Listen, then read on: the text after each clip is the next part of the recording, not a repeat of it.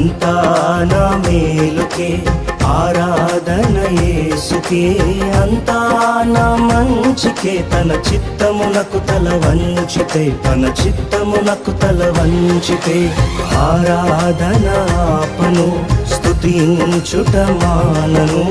ఆరాధన ఆపను, స్తుతించుట మానను, స్తుతించుట మానను.